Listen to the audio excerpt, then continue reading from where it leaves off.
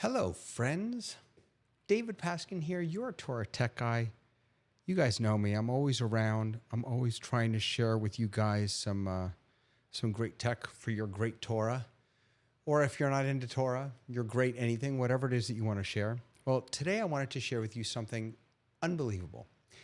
I have been playing around in lots of different iterations with how do I grab Zoom chat, Zoom comments, and bring them into Ecamm in a seamless and professional looking way. We can do this with YouTube comments, we can do it with Facebook comments, but up until now, we haven't been able to do that with Zoom chat options. You can copy the text and then paste it into your, into a text overlay, or you can screen grab the Zoom comments or chat and throw those up as an image overlay. There are lots of different workarounds, but I wanted a way to really integrate Zoom chat in a meaningful way, in a way that I could moderate it and bring that right into Ecamm.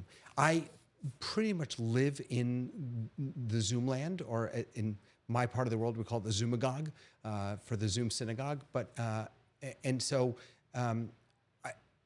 having interactions, being able to interface Ecamm and Zoom together is really, really exciting. And I wanted to share with you how this all works. So to be clear, I get no credit for this. This is all Andy Carluccio, the founder, designer, creator of Zoom ISO and Zoom OSC, who now works over at Zoom itself. So let me show you how this works. Now, there are two things that you're going to need. In addition to Ecamm and in addition to Zoom, there are two things that you're going to need. You're going to need either Zoom ISO or Zoom OSC. Zoom OSC you can download for free at liminalet.com, entertainment.com, liminalet.com. You can download Zoom OSC for free, or you can get Zoom ISO, which is much more powerful, but has Zoom OSC built into it. That's what I'm using. And Zoom ISO you have to pay for. I absolutely recommend you do that, but you can use the free Zoom OSC client as well. And the second thing that you'll need is a program called Isadora. That is a paid program, but I am going to add to the links in the description below the full Isadora file that you need to get this working. And that is all, again, credit to Andy Carluccio. All right, so let me show you what we've got going on here. So I have a Zoom meeting that I've started. You can see here, this is my Zoom meeting. I've joined it from the computer that I'm on now, and I've also joined it from Zoom ISO. This is the Zoom ISO interface. You can, if I bring this over here, you can see it's just another Zoom client. Zoom OSC, by the way, works the same exact way. You simply click on Join Meeting, you put in the code, the Zoom ID, you put in the password of this one, and then you'll be able to join that meeting. One thing to note is that Zoom, there are some Zoom features that, when turned on, force all of your users to update their client to the latest version. Zoom OSC and Zoom ISO are not running on the latest version and cannot be forced to upgrade to that. So if for whatever reason you cannot get into your meeting in Zoom ISO or Zoom OSC, that would be the first thing I would check, is make sure that you don't have any of those, forced user to update features turned on. So here we are. This is just the meeting down here that I showed you before. It doesn't look very exciting because I have my camera turned off on the other machine, and now you're just looking at the image of what I'm showing you here in YouTube also. These are the settings. The only thing you need to know about settings is that in your OSC settings, you want to make sure that your OSC output rate is set to 100 milliseconds. After that, you can pretty much close all of this. You don't need it. You're done. You've got Zoom ISO and Zoom OSC connected. You're done. All right. This is Isadora.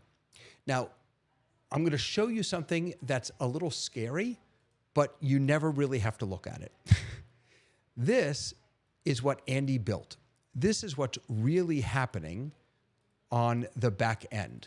So Isadora, as I have mentioned in the past, is a nodal kind of workflow programming type of place. So Andy basically created all of these nodes to work together to get done what we need to get done. You don't really need to worry about any of this, but I will show you there are a couple things that you can change in here to make it to your liking. So for right now, I'm just going to hide that. I'm going to come back here. This is the interface that you use. So, oh, you know what I should have done? I didn't do this. I didn't even bring up the, I didn't show you what it looks like.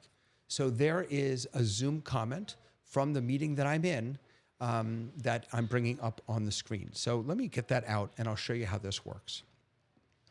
All right, so on the left-hand side, the far left, you have all chats. And as chats come in, they will automatically populate over there.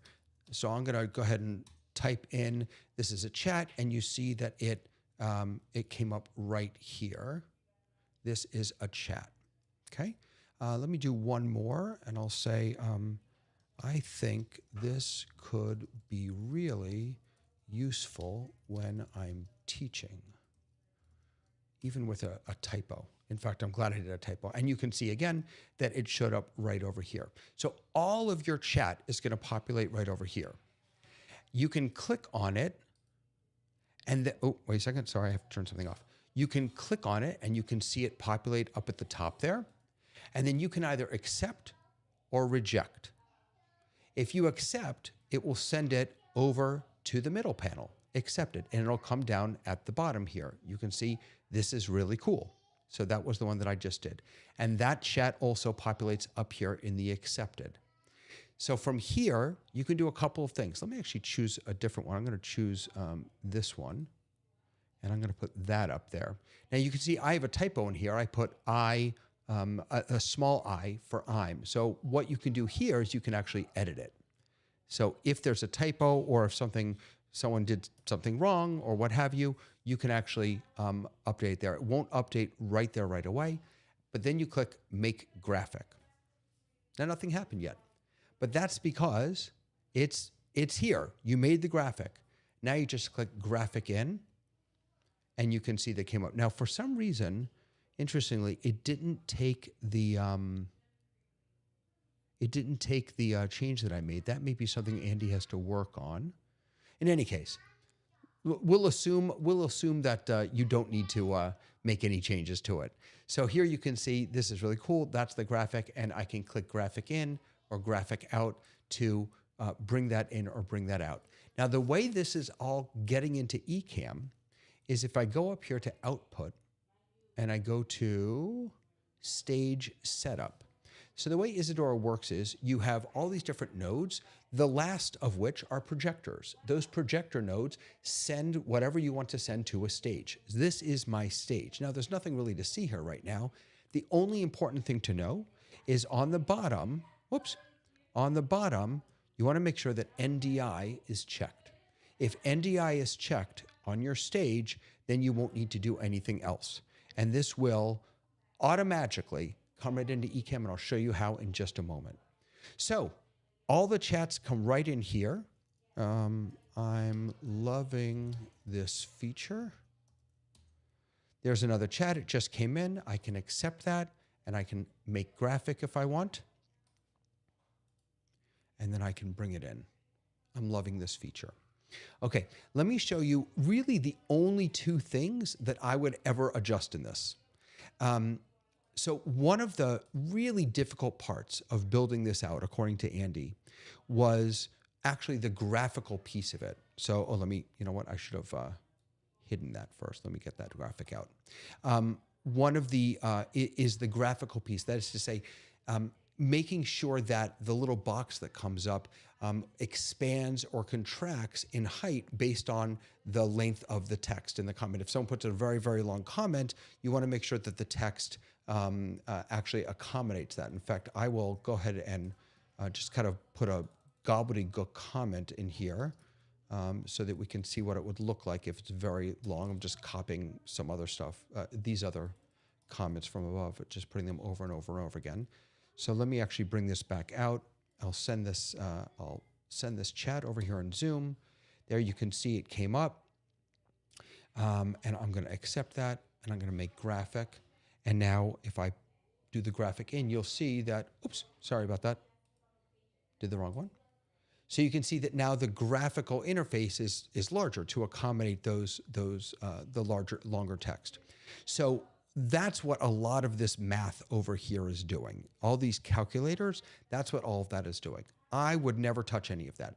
The two things that I would touch are the shapes and the text.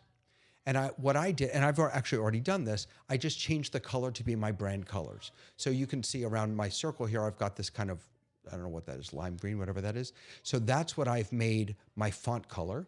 So when you click on the font color right over here